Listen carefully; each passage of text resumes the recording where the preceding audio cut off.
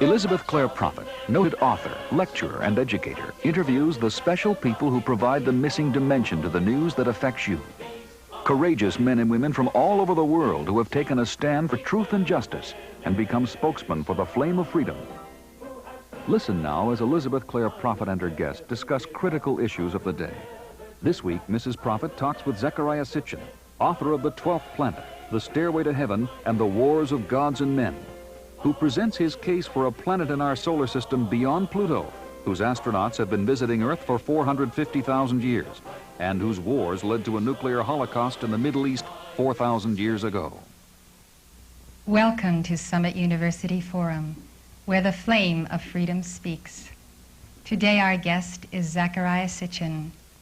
He was born in Russia and raised in Palestine, where he acquired a profound knowledge of modern and ancient Hebrew and other Semitic and European languages, the Old Testament, the history of archaeology of the Near East. Mr. Sitchin attended the London School of Economics, was graduated from the University of London, majoring in economic history. A leading journalist and editor in Israel for many years, he now lives and writes in New York. He is a member of the Israel Exploration Society, the American Oriental Society, and the Middle East Studies Association of North America. In 1976, Mr. Sitchin published the first of his Earth Chronicles series, The 12th Planet, a revolutionary work which made a case for the existence of another planet in our solar system, whose astronauts have been visiting the Earth for 450,000 years. It was followed in 1980 by The Stairway to Heaven, and in June of this year he published The Wars of Gods and Men, a startling work that provides evidence that the wars of men began with the wars of the gods, wars for the control of this Earth, which began on their own planet and led to a nuclear holocaust in the Middle East 4,000 years ago. ZECHARIA SITCHIN, welcome to Summit University Forum. Thank you for being our guest today. Thank you, Elizabeth, for having me. I've been waiting a long time to be invited. Well, this is the long-awaited moment for us. We're very happy to have you with us. Thank you. We have tried to deliver your message. We have studied your books. Now we want to hear it from the expert. So won't you tell us how you got started in this discovery? Well, Elizabeth, the discovery, as you call it, has really been a journey perhaps in something that could be best described as a time machine, because this is a journey or a vehicle by which we could go back in time, but by going back we also can take a glimpse, I believe, of the future. And my own journey, on which I hope those who read my books and those who will listen and see us, my own journey began when I was a schoolboy. And don't ask me how long ago it was. I was studying in what was then Palestine, the Old Testament in its original Hebrew language. And that, I must stress, made a lot of difference, because most people who learn or read the Bible, the Old Testament, part of it, in English or in French or whatever other language, or even in the Greek, which was the first European language into which it was translated, are really reading interpretations. I was fortunate enough to learn it in its original Hebrew, and we were reading the wondrous tales about how heaven and earth were created, how the Adam was created, and we reached the very exciting tale of Noah and the ark. And in this chapter, the 6th chapter of the book of Genesis, before the story of Noah, before the story of the deluge begins, there are 8 very enigmatic verses which evidently are the remnant of some longer story that was edited out or cut short or abbreviated. And of those 8 verses, what is mostly known or common, because it's used by preachers, Sunday preachers, is that one verse included in them that says, those were the days just before the deluge, when there were giants upon the earth, and they married the daughters of men, had children by them, and so on. And when we reached those verses, the teacher said, those were the days when there were giants upon the earth. I raised my hand, and I remember that vividly because that is the origin of, of this. And I said, excuse me, teacher, but why do you say giants when the Hebrew word in the Bible is Nephilim, which comes from the Hebrew verb nafol, which can be translated as to fall down, to come down, to descend. And I said, doesn't it mean that they were those who had descended, who had come down to earth from the heavens? And he said, Sitchin, sit down. You don't question the Bible. And of course I did not, as I understood it then until now, I did not question the Bible. I questioned an interpretation. And that was really the seed implanted in my mind. Who were the Nephilim? Why did the Bible, which is very precise in its selection of words and terminology, why did the Bible call them, describe them as those who had descended, who had come down? This was the beginning of my journey in time. How did you conclude then that these were astronauts from other planets? Well, at that time I didn't conclude it at all, because it was quite a long time ago where the only notion of traveling from Earth to another celestial body were the tales of Jules Verne, you know, the trip to the moon and so on. Nobody seriously believed in the possibility of leaving Earth and going somewhere else. And certainly the word astronaut, or what it stood for, wasn't even coined, was not known.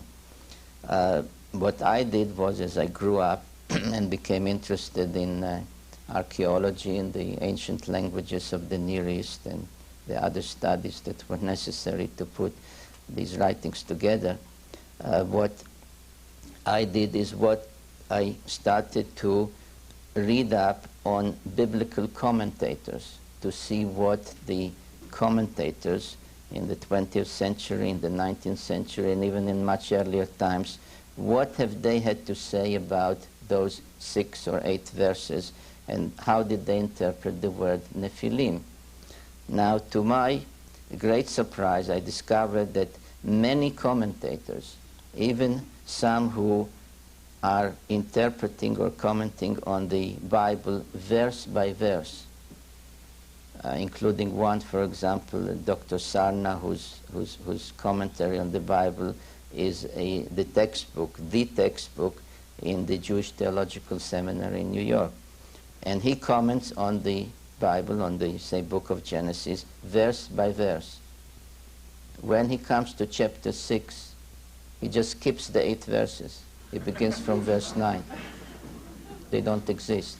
But a Jewish commentator in the 19th century, over 100 years ago, I must point it out, by name of Malbim in Russia, wrote and said that Nephilim means, what the Bible means is that there were superior beings who had come to earth from another place in the heavens, and they married the daughters of men, and they had children by them. He hurries to say then, those are the beliefs of the hidden peoples, and of course not of Orthodox Jews. But that was the opening to me that the answer to the question, who were the Nephilim, and eventually, as you said, that they were astronauts or visitors to Earth from another planet, the clue to me was in that interpretation, that commentary, 19th century commentary by the Malbim. Now this led me to, therefore, to study what those people believed in. And we all know the so-called Greek mythologies about Zeus and Aphrodite and the other gods, or they call them the immortals, who were so unhuman, so superior because they could fly in the skies. They had weapons that could shoot lightnings. They were so much superior. They could read humans' minds. And at the same time, they were so human. They loved and they were jealous, and they had all the failings of us mortals. They were very interesting, but who really were they? I really have to say that it was not until reading your latest book, The Wars of Gods and Men, that it finally occurs to one that these are no longer myths. These have some very concrete realities. Why don't you tell us about these? Yes,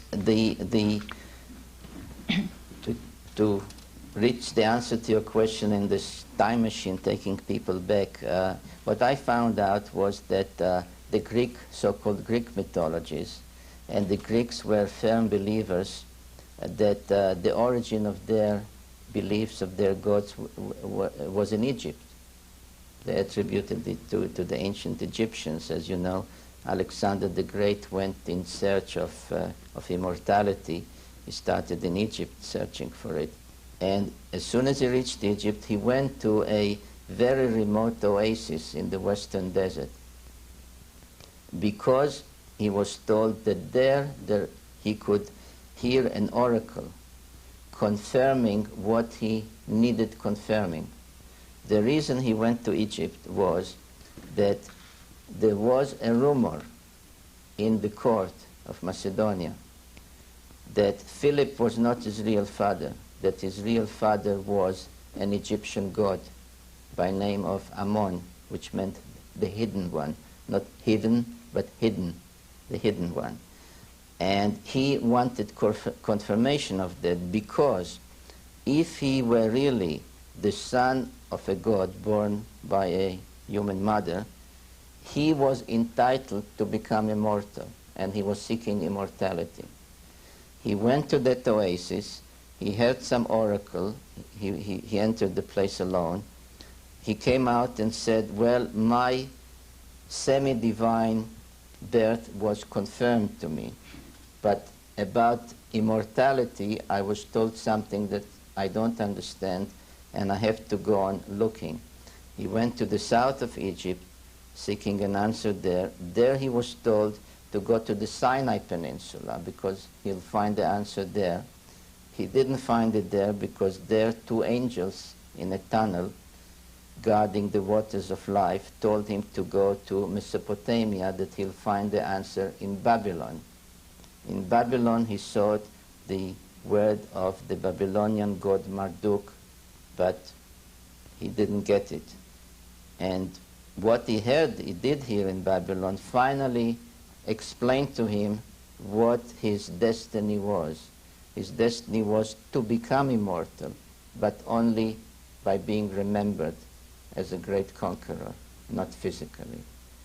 So therefore he went and built everywhere cities called Alexandria to make sure that he'll be remembered.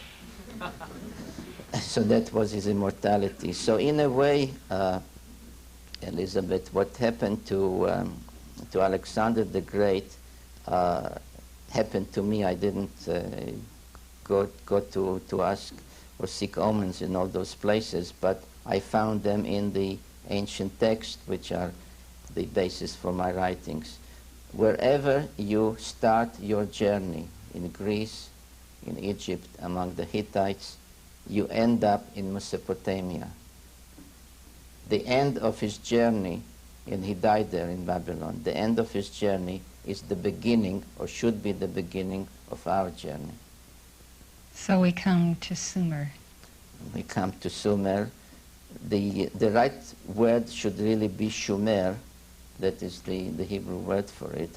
We say in English Sumer. And the word means the place of the guardians. The Egyptians, by the way, called their term for what we translate gods, with a small g, they called them Neteru, and that meant guardians. So Sumer, in Sumerian, was the land of the guardians. The Egyptians called their gods guardians. And we also speak of guardian angels. Guardian angels. There are many people who believe that there's still guardians among us, or that they have trained or educated or implanted their genes in some of us. The question is, did these guardians teach the people of Sumer what they knew about astronomy, what we're just finding out about today, and what did they really know? There's no doubt that they did, and I say no doubt not only because that is what the Sumerians said in their writings, in the text that they've left us, but among the achievements of the Sumerian civilization, which were really incredible, anything we can think of, the first of it was in Sumer, not just the use of the wheel and other technological innovations of irrigation in agriculture, in high-rise buildings. Some of their buildings were 7 stories high, as you know the biblical tale of the Tower of Babel that was a skyscraper. So it was a very high civilization 6,000 years ago. But most amazing, as you wanted me to point out, was their knowledge of astronomy, which was really astronomical. They knew of the complete solar system. As people know or should know, we have found out about the planets beyond Saturn only in the recent, I think Uranus was discovered around 1750, something like that. Neptune about 100 or more years later. Pluto only about 50 years ago, when many of the Sumerian texts were found and first translated, including the astronomical ones. Those astronomers who tried to make sense of them didn't even know about Pluto yet. So the Sumerians have known of all the planets we know of, have described them, and have even depicted them pictorially. This is an enlargement of a depiction on a cylinder seal, and you can see here a depiction of the complete solar system, which sketch-like is this. This is the sketch of what you see there, up there. You can see that they knew that the sun, and not the earth as the Greeks 3,000 years after them believed, the sun is in the center. They knew of all the planets, and I compare it with our knowledge of the solar system, in their right positions, in their relatively right sizes. And they said, not only knew all that, they said there is one more planet, which you can see here, which is missing from our knowledge. And they had a tale which was read on a certain night after nightfall as part of the New Year celebrations. Their New Year celebrations lasted like the Jewish ones today, 10 days. And on the last night, a text, a poem, which scholars today call the Epic of Creation, was read and told the people what was known at the time of how the solar system was created, something that we ourselves are just trying to find out with all the sophisticated equipment we have today. And the tale is that at the beginning, there were three celestial bodies: the sun, its messenger, from which they had a name, but we call it Mercury, and an ancient female planet, male-female, they call Tiamat, meaning mother of life. Then the other planets were created in pairs, 2 more here and 2 and 2, and so on and so forth, until the whole solar system was completed. But then an invader from outer space, a planet from some other solar system, how it escaped that solar system, what catastrophe had thrust it towards our solar system, those texts don't say. I don't know.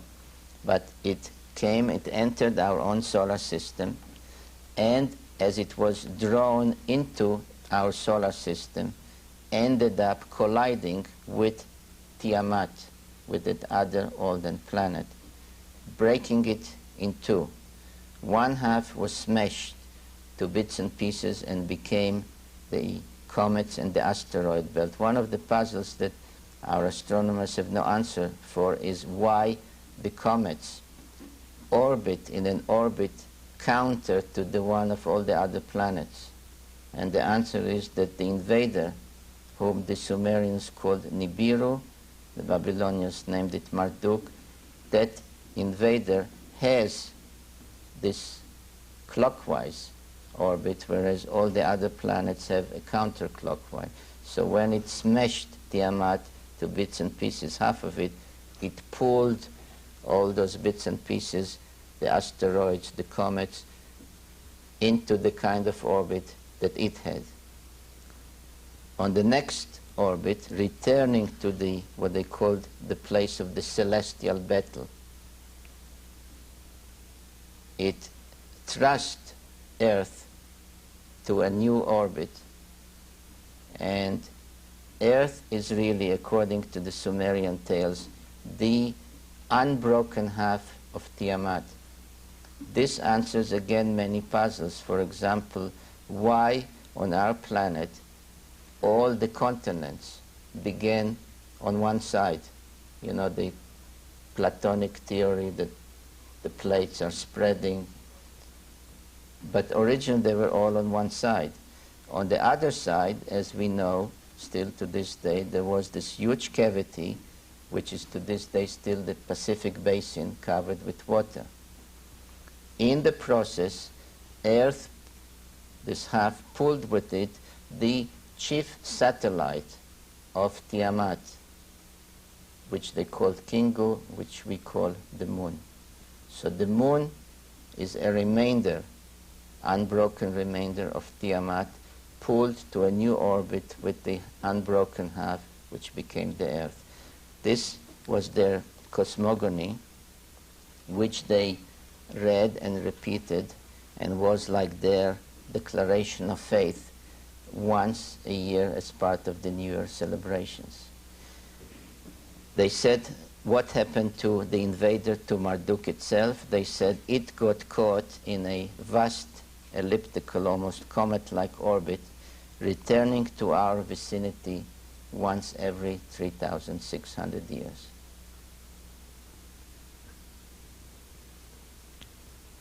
Now the question is, how did they know all that?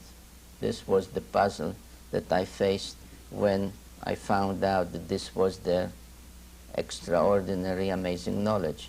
How did they know about all the planets that could not be seen with the naked eye?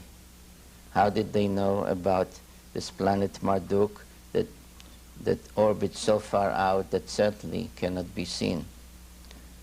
How did they know, for example, that Earth is the 7th planet? That's what Earth was called, the 7th planet. Now we all know that Earth is the 3rd planet, because from the Sun we say there's Mercury, Venus, and Earth.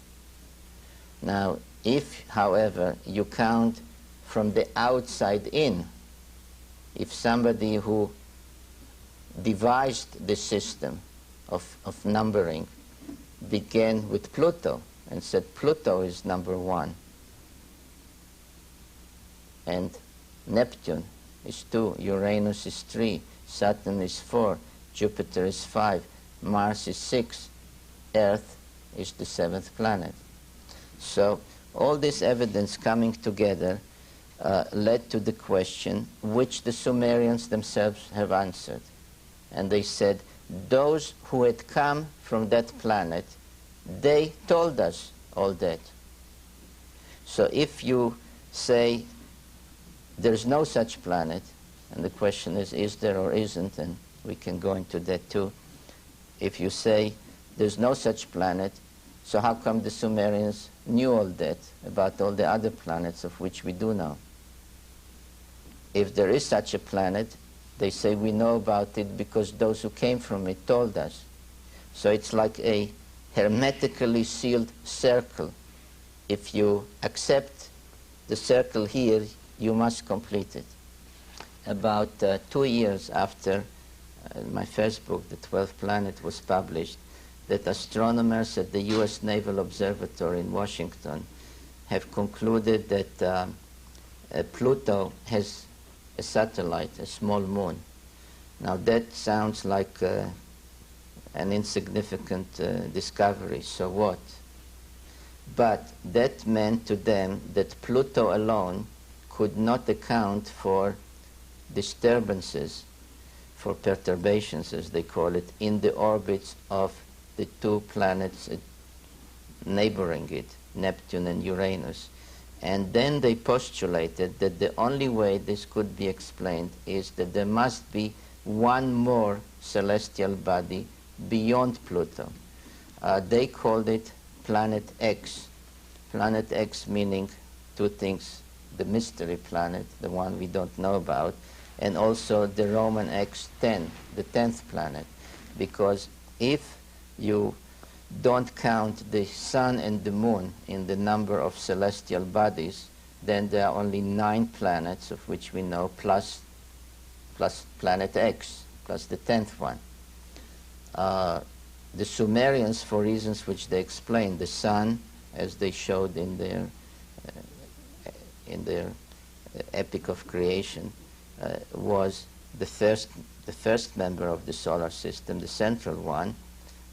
The moon, they said, is a celestial body in its own right because just before that celestial collision, it was in the process of separating and becoming a planet. But the celestial collision prevented it, and it was thrust to a new orbit together with the Earth, our Earth, and became our satellite. To show how much they knew, Elizabeth, is that they depict, and I don't want to go back to the previous depiction, they show Pluto not where it is today, because they say that Pluto started as a satellite of Saturn, but was pulled, thrust to its new present orbit by the invader on its continuing orbits. Our astronomers today surmise that Pluto began as a satellite of another planet. So even what we are finding out in that respect today, the Sumerians or their teachers had known already thousands and thousands of years ago. So what is the next step for our astronomers to find out today? They're on the brink of the awareness of... Well, the next step has been taken because NASA had agreed with the astronomers at the U.S. Naval Observatory that there is one more celestial body beyond Pluto. NASA has been searching for it. NASA, about 4 years ago, directed the 2 Pioneer spacecraft that have gone beyond Jupiter and Saturn and into outer space, has directed them to separate so that they would measure in about a year or 2 at the most, they would measure the gravitational pull on them. And if both of them detect the same gravitational pull, it means that the pull comes from a very far out celestial object, which could be another sun or whatever in another solar system. But if one of them is subjected to a greater pull than the other. That means that it is nearing a celestial body, which then must be a planet, because the only way it could be there is if it orbits our sun. So NASA has done that about 3.5 years ago. Last year, NASA launched IRAS, which stands for Infrared Astronomical Station. It's a satellite that could detect celestial bodies which are very dim, could not be seen with normal telescopes, but could be seen through infrared light if they reflect some of it. And that IRAS has seen a celestial body about 4 times the size of Earth moving towards Earth, because on the 2 sweeps in that 1 year, 6 months and 6 months, in 6 months time difference between the 2 photographs, it was seen to be moving. It shifted position and moved towards Earth. Now, after the initial leak about it, suddenly there was a total denial of the whole thing. And when you contacted NASA or the people who have analyzed that, they said, we don't know what you're talking about, because but it was reported in the Washington Post and in other, there was a leak which they tried to plug. Now, this is another aspect altogether of why there seems to be a fear of acknowledging the possibility that we are not alone in our solar system. I don't have the answer for that, but it keeps puzzling me. You don't have the fear. I don't have the fear. No, I don't. But do you believe that this is what they saw is the 12th planet?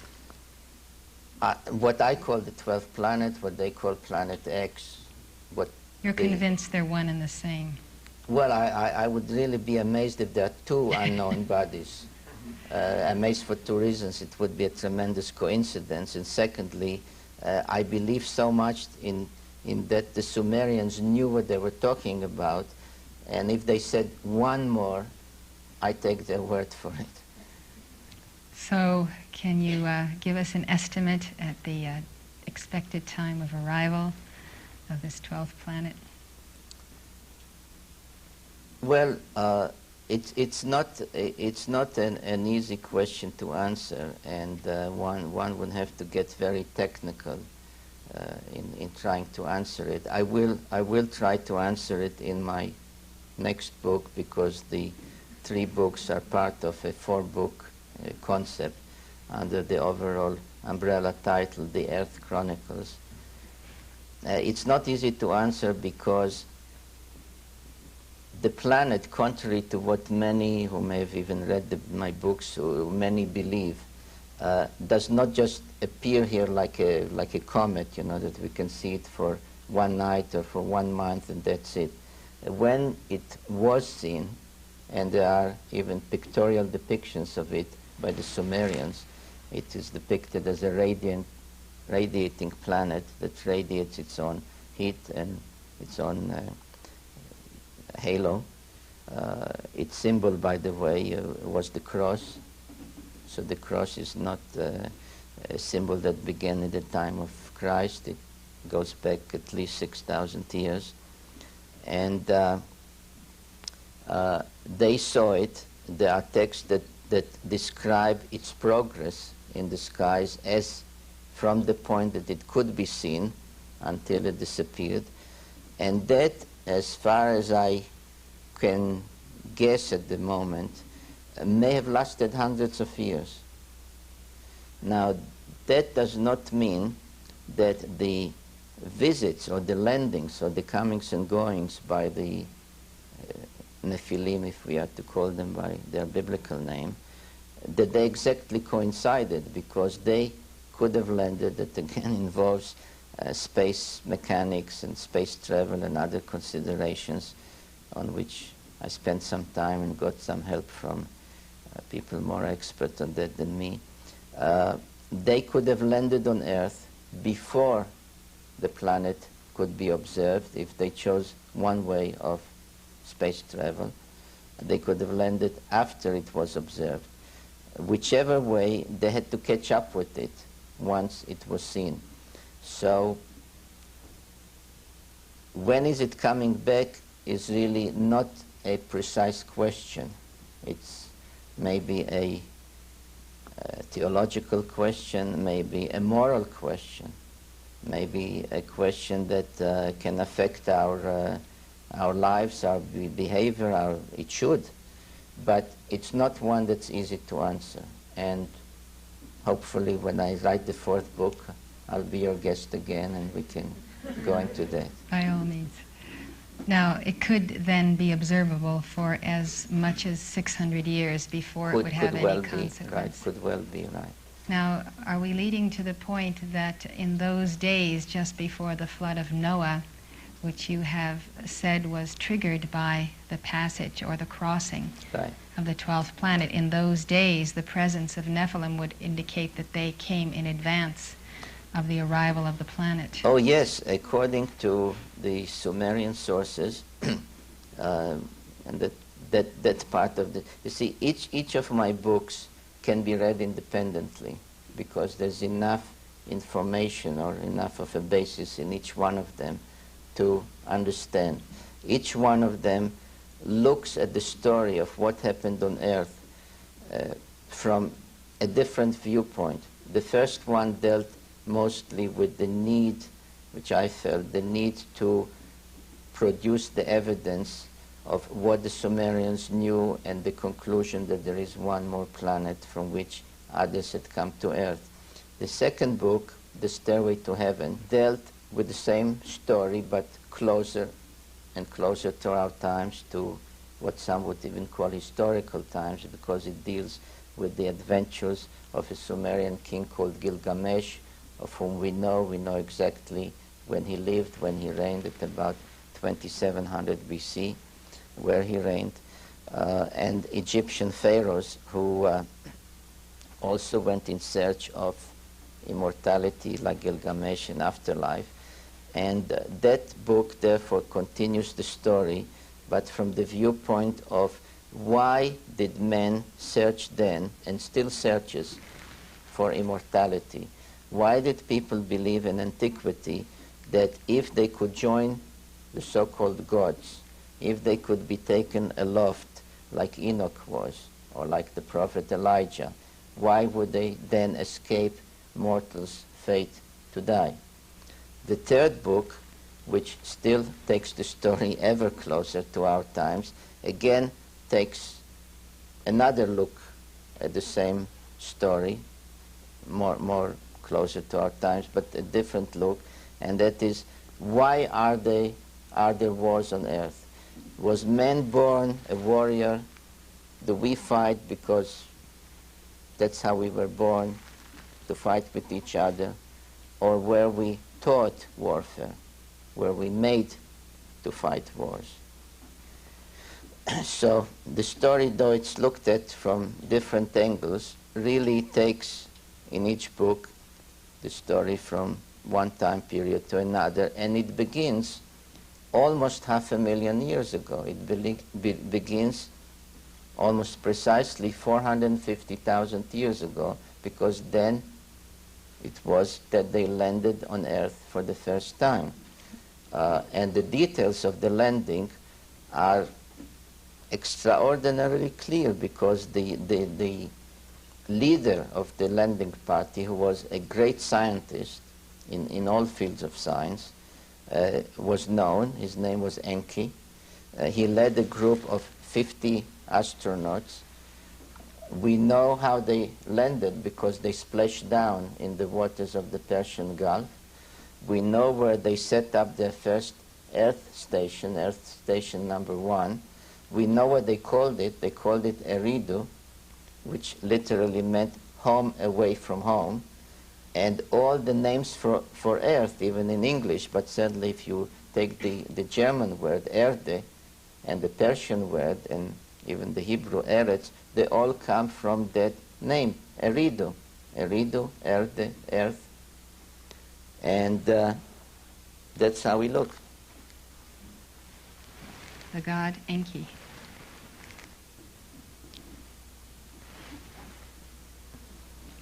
Is this an original? No, it's a replica from the Louvre.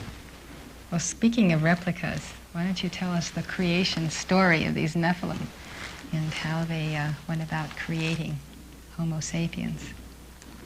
Okay.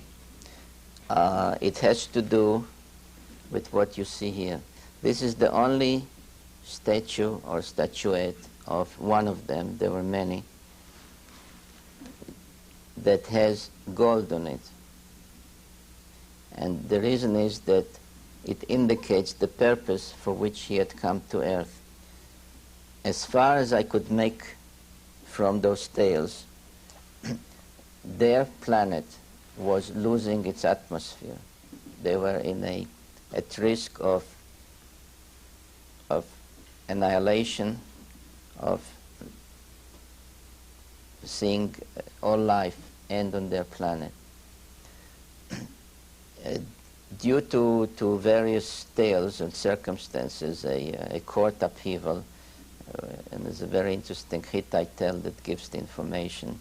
The ruler that was deposed escaped in a spaceship to Earth.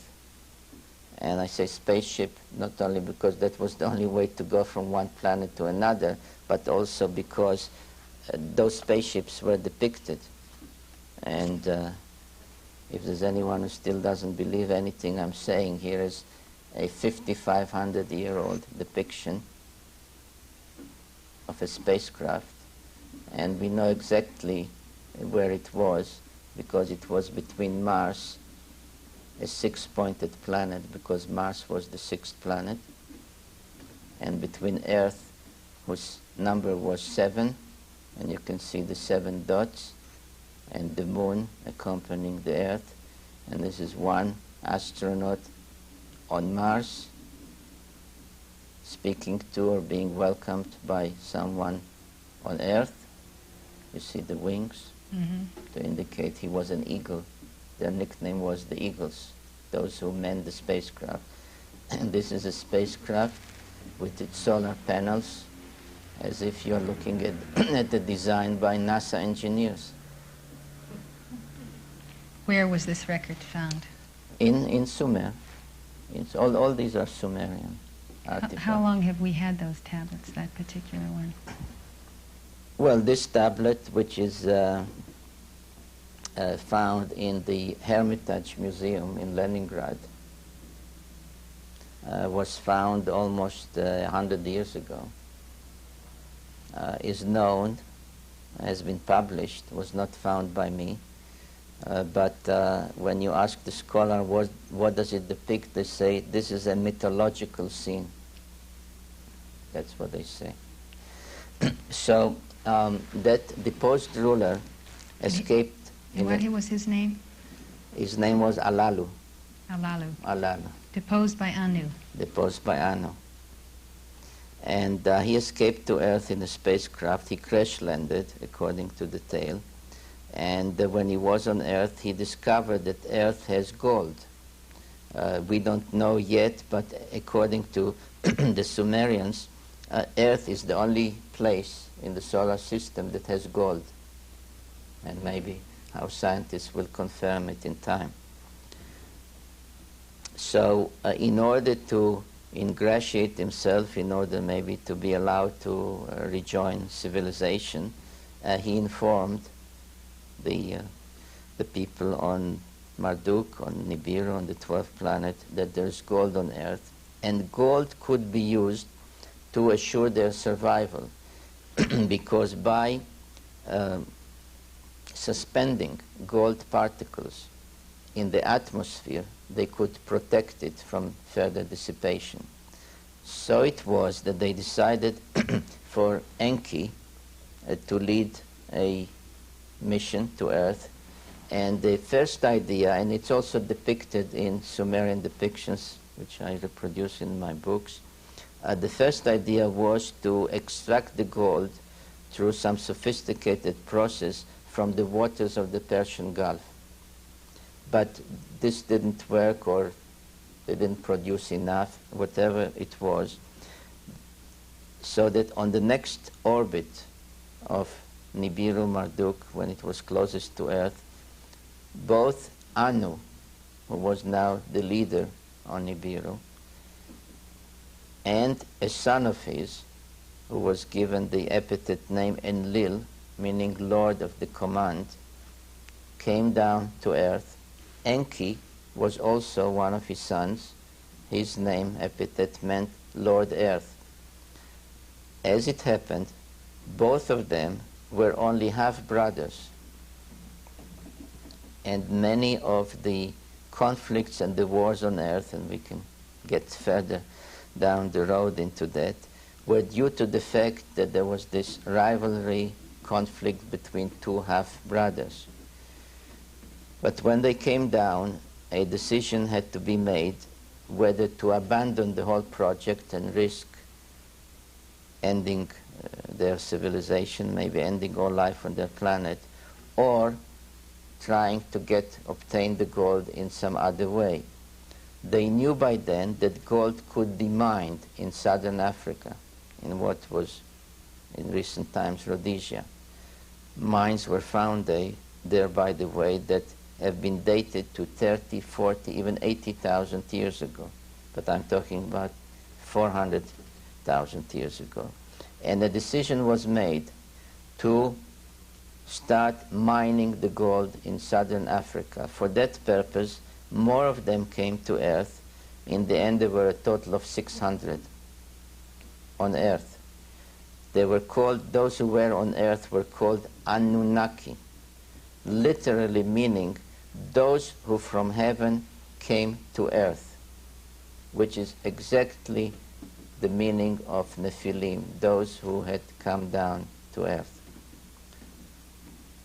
Some of them remained in Mesopotamia, where Eridu was established, and they set up a total of 7 settlements. They had, in addition to the first station, Eridu, they had a metallurgical center where they smelted and refined the ores brought over from southern Africa.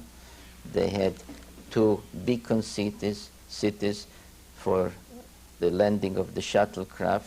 They had a spaceport called Sipar, which literally meant bird city. They had a medical center called Shurupak under the lordship or control of a female who was the chief medical officer. I'd like to point out, by the way, since I talk Enki and I talk Enlil, that they were not all males. And as time went on and another generation followed, one of the most famous was a goddess, a female called Ishtar. This was a statue of her. When this was discovered at a place called Mari, this is the statue. This is Ishtar.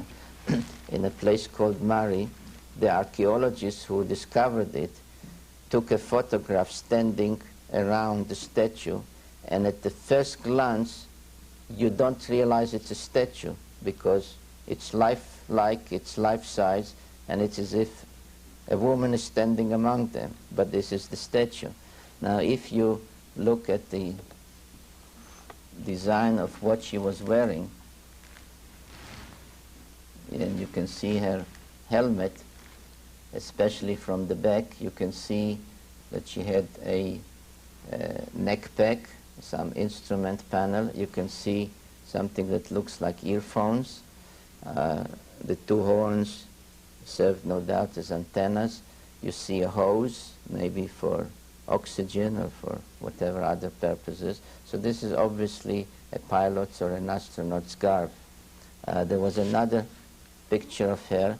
This is the first woman astronaut we know of, is it? No, the first one was the half-sister of Enki. Right.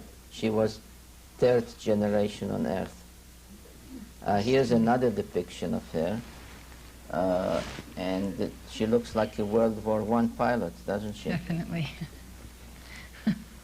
The goggles have it. Right, everything. Except that here she didn't wear anything. She was the goddess of war and the goddess of love. The Greeks called her Aphrodite. Now, while we are on the subject of spacecraft and their landings, here is a depiction from an Egyptian tomb of a site in the Sinai Peninsula with what is, to me clearly, a rocket ship in its underground silo with the capsule for the astronauts above ground.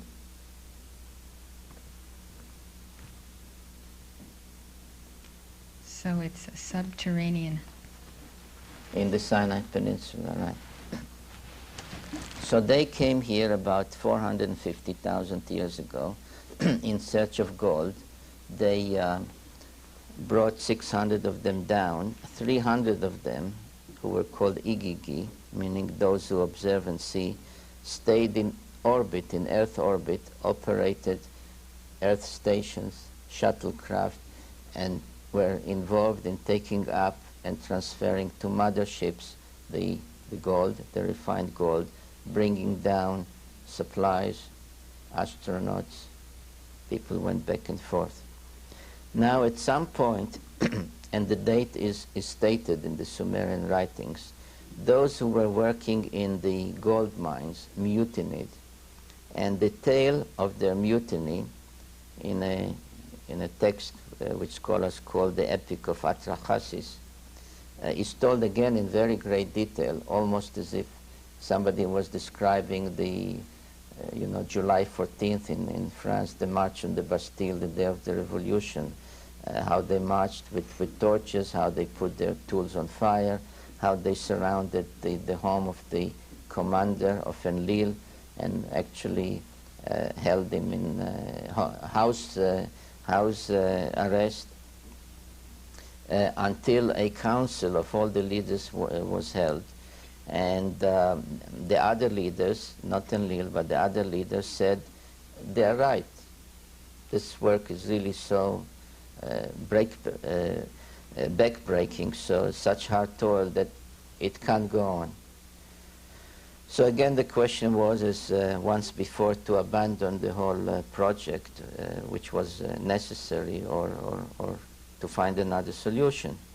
And then Enki said, why don't we create a Lulu Amelu, a primitive worker, who will go down to the mines and do the hard work for us?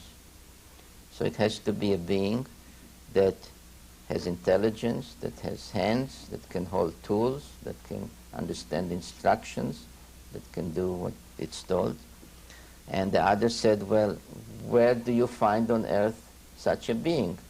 So he said, that being already exists.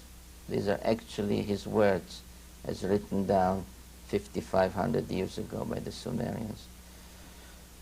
That being already exists. All we have to do is implant on it the mark of the Anunnaki, of us.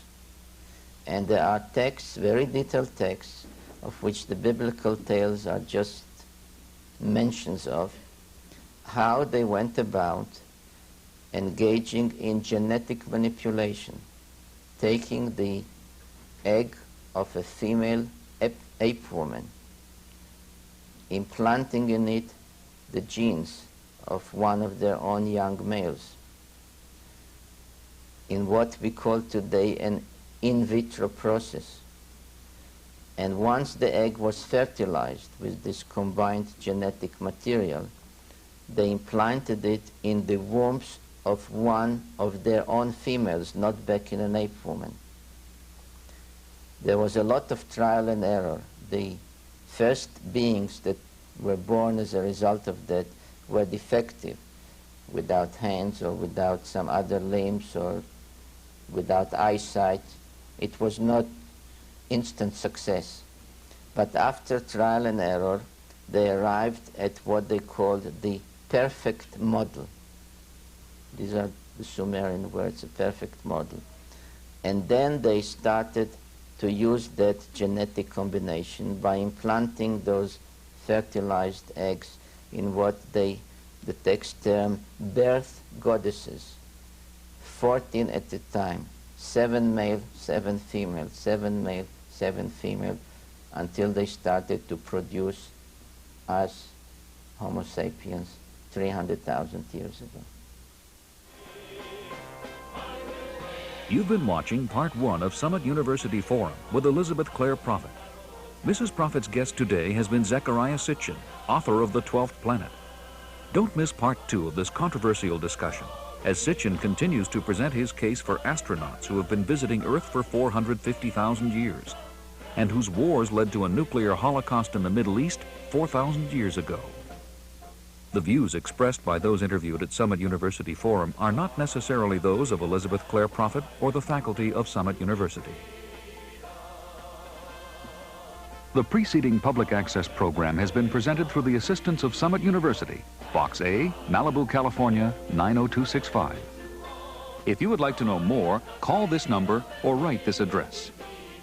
I am free by His power, and His power